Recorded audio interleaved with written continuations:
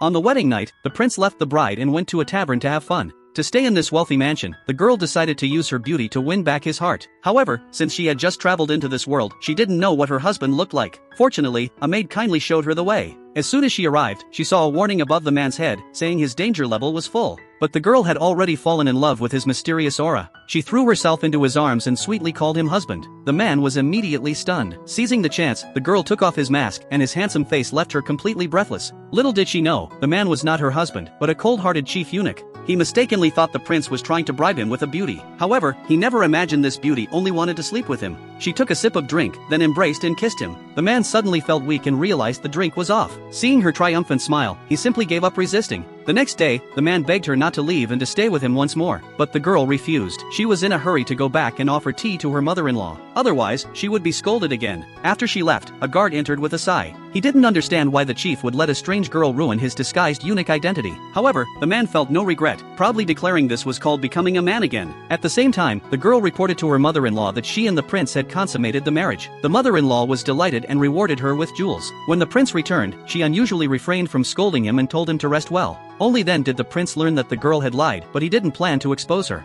As long as she kept his mother content, he could continue enjoying himself outside. Thus, a marriage full of flaws continued smoothly. When the girl heard the prince had gone back to the tavern, her will to conquer him flared up again. However, when she arrived, she spotted a woman labeled assassin hidden among the dancers. The girl had intended to save him, but the moment the assassin charged, her only thought was to flee. At that moment, the man held her in his arms, then easily knocked the assassin away. He gratefully asked if she had come specifically to save him. Hearing this, the girl nestled in his embrace and claimed she was so worried about him. Overjoyed, the man carried her back to his room, and another night passed. When he woke up, the girl sat contentedly by the bed, ready to leave. The man held her hand reluctantly, but she refused him once more. After she left, the guard entered with a frown. He suspected the girl had arranged for the assassin. Hearing this, the man brightened, never expecting she would try so hard to gain his favor. The guard couldn't help but roll his eyes. Soon, it was time for the traditional bridal homecoming. On this day, the married girl would return to her family home with her husband and gifts. But the prince didn't intend to accompany her back, and the mother-in-law didn't deliberately prepare any gifts for her. However, this didn't matter, because the man had already prepared lavish gifts waiting at the girl's family home.